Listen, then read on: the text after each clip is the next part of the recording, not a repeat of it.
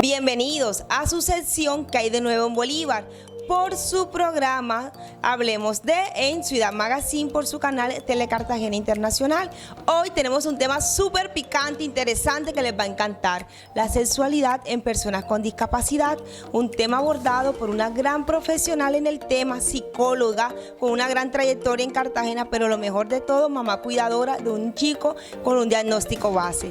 Pero hoy quiero también invitarlos a que no se despeguen de su pantalla, que nos sigan todos los martes en este espectacular programa y sobre todo que conozcan un poco qué somos como Inclusivo Fundación. Aquí les voy a dejar nuestros números de contacto y ojo, pueden visitarnos en el Supercentro Los Ejecutivos, allá los espero. Dice, pero qué gusto tenerte y más hoy que vamos a abordar un tema súper picante, pero sobre todo muy interesante, Mercedes, es la sexualidad en las personas con discapacidad. Un tema súper interesante porque está rodeado de muchos mitos, de muchos tabú, pero bueno, tú eres la experta en el tema, ayúdame a entender, Mercedes, qué es la sexualidad. Bueno, cabe resaltar que el 80% de la población a nivel internacional tiene discapacidad y se estima que para el 2025 este número aumentará. En cuanto Hoy de hecho lo que tú dices es que van a seguir naciendo personas con discapacidad o va a seguir aumentando la población. Exactamente, y teniendo en cuenta pues este tema de datos estadísticos, es importante hablar sobre esta temática. Cuando hablamos de sexualidad en la discapacidad, trascendemos el tema de todo lo que es de pronto genitales sexuales a nivel masculino y femenino. Hablamos de un tema que incluye factores tanto psicológicos, sociales y a nivel históricos. Hablamos de temas que tienen que ver con factores del cuerpo, con factores emocionales y psicológicos. Es un tema supremamente amplio por lo que acabas de dar como introducción. A mí me preocupa mucho que han habido siempre muchos mitos. De hecho, dicen que las personas con discapacidad no tienen derecho a tener hijos, no tienen derecho a enamorarse, a que su cuerpo sienta. Yo sí quiero que hablemos un poquito cuáles son esos mitos. Bueno, cabe resaltar que la ley cada vez se está actualizando más sobre estos temas y nos está indicando que están velando por el derecho de las personas con discapacidad a nivel de sus derechos sexuales. Y que cada vez más los cuidadores se tienen que fomentar. Tiene que fomentar educación sobre estos temas. Tanto así que el tema o el tabú, que es mucho más amplio, no tienen interés sexual. Me parece algo que es muy interesante y lo escucho como mamá cuidadora cuando estamos sentadas. Muchas mamás siempre dicen, no, mi hijo no tiene interés sexual, no, él no se enamora. O sea, él es un ser humano, como ser humano siente y también su cuerpo necesita de vivir esa experiencia. ¿Cómo haría cómo recomiendas, Mercedes, a una mamá abordar este tema con su hijo? ¿Cómo crees tú que podría ser un cuidador de la mejor manera? Cabe resaltar que como padres de personas con discapacidad luchamos porque hay una verdadera inclusión.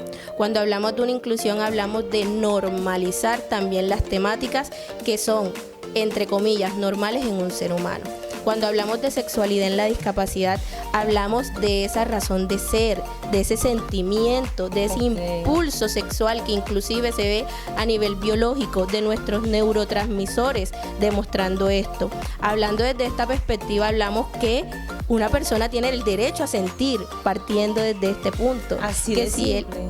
Que si él es un ser humano que puede sentir atracción, que puede tener sensaciones, que en el momento de ver un hombre a una mujer va a sentir muchas cosas. Creo que en la Fundación Inclusivo nos hemos dado cuenta de esas miradas, de esa risa. Mira, ya han nacido relaciones en la Fundación Inclusivo. Así es. Obviamente son seres humanos, se le llama la atención a una persona y puede nacer una relación amorosa, una amistad. Incluso también han habido casos de personas que tienen mucha afinidad.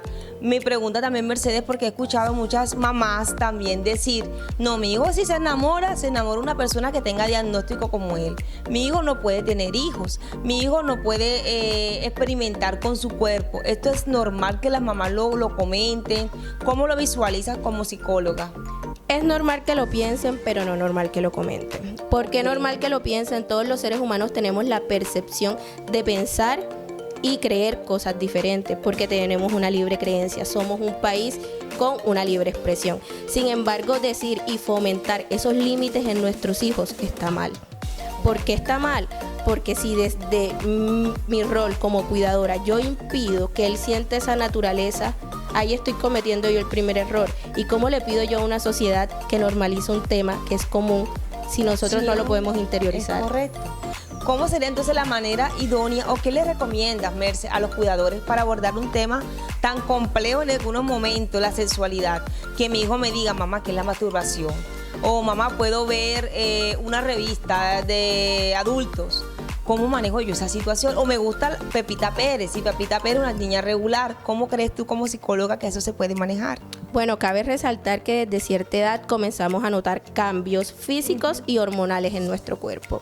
Es decir, si soy mujer, entramos con el tema de el desarrollo de nuestro primer ciclo menstrual. Si somos hombres, comenzamos de pronto a ver esas características de vello púbico, de pronto notar que las erecciones que a veces sentimos son más notorias. ¿Cómo si mi hijo se acerca lo abordo? Debemos sentarnos y hablar. Quiero que sepas que lo que te está pasando es sumamente normal, que nuestro cuerpo va cambiando a medida que vamos creciendo, que es normal sentir atracción, que es normal sentir gusto. Sin embargo, hay límites. Es decir, si tú sientes una erección o si sientes de pronto que tienes ganas de explorar, porque también hay nombres que lo hemos puesto como cliché. Masturbación, pero en cierta es simplemente una exploración. Es normal que una niña se toque, es normal que un niño se toque hasta cierta edad, porque ellos están explorando su cuerpo, están como descubriendo un tesorito nuevo. Explorando, tú lo has dicho, estamos explorando todo el tiempo y queremos saber qué pasa si hago esto. Pero también me imagino que deben tener un espacio para hacerlo, porque también hay mamás que van al otro extremo, Merce, son muy permisivas. Entonces el chico puede salir en casa, tiene 18 años y uno va a visitarlos, no porque tiene una condición o un diagnóstico base, puede caminar por la sala desnudo. Entonces también lo que tú acabas de decir, hasta cierto momento se pueden establecer límites. Entonces todo ese tipo de recomendaciones me encantaría que nos dejaras unos tips para las mamás cuidadoras. Bueno, primera, no me gusta que un hombre, porque es la edad, un hombre de 18 años con discapacidad, aún escucho mamás. Ay, es que él no puede entrar al baño de los hombres porque tiene discapacidad. Bastante lo he escuchado. En cine o en los centros comerciales, mamá con el chico de 18 años porque no puede entrar al baño de los hombres. Mamá, lamento decirte que quizás tú lo ves así, pero biológicamente es un hombre. Ok, está bien, aclaremos. Hay factores a nivel cognitivo, hay un diagnóstico, hay de pronto ciertos aspectos que sí hay que tener en cuenta, que su desarrollo quizás no es igual, pero no podemos frenar algo natural. Totalmente. El hecho de pronto tener algo que me impida hacer las cosas de forma como los demás lo hacen, no quiere decir que yo no puedo o no debo de tener los mismos derechos. Espérate, si hablamos de inclusión, ¿cómo yo voy a aceptar que un hombre ingrese al baño de las mujeres habiendo también niñas? Totalmente. Hay un baño de hombres, te toca en el baño de hombres. La educación sexual viene desde casa. Más que querer de pronto que sensibilicemos sobre estos temas, es de pronto aceptar, esto es un factor sumamente natural. A mi hijo, desde que tiene 10, 12 años, yo lo tengo que sentar y decir, mira, en tu cuerpo van a pasar estos cambios. Sí, está bien, en la discapacidad es más frecuente la disfunción eréctil, es más frecuente de pronto que el tamaño de los genitales sea mucho más pequeño, es más frecuente inclusive comportamientos impulsivos sexuales. Es decir, sabemos que de pronto el placer erótico de abrazar, del contacto físico, es más común en los chicos que tienen de pronto autismo, síndrome de Down, inclusive alguna deficiencia intelectual. Ellos son más de contacto perceptivo, es decir, yo te toco para sentirme bien, yo te abrazo para sentirme bien. ¿Cómo lo manejan en ese momento? Si a ellos les encanta todo el tiempo estar abrazando, o sea, ¿cuál sería la manera correcta de ustedes de manejarlo? Nuevamente lo digo, el establecimiento de límites. Sí puedes abrazar no está mal, pero hay unos tiempos y no en todo el tiempo. Si tú vas a saludar a una amiga, le puedes dar un abrazo, inmediatamente soltarla. Pero hay mamás que piensan, ay, es que se vio con su amiga y le está abrazando muy fuerte. ¿Y la corrección dónde está? Y esto aplica para todos, porque he visto niños regulares, porque cuando hablamos de inclusión hablamos de todos. Y he visto niños neurotípicos regulares que una mamá ve normal que le agarre la cola a otra persona.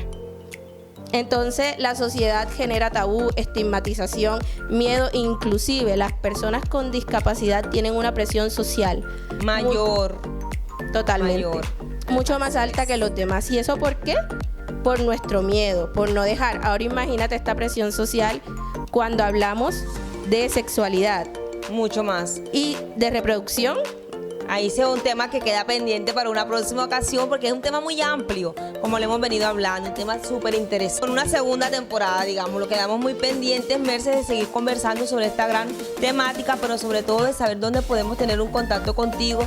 Si como mamá queremos ampliar la información, ¿cómo te conseguimos? Bueno, me pueden conseguir en Instagram como psicóloga Mercedes Luna, se contactan conmigo y yo le daré pues la información pertinente de mi portafolio de servicios.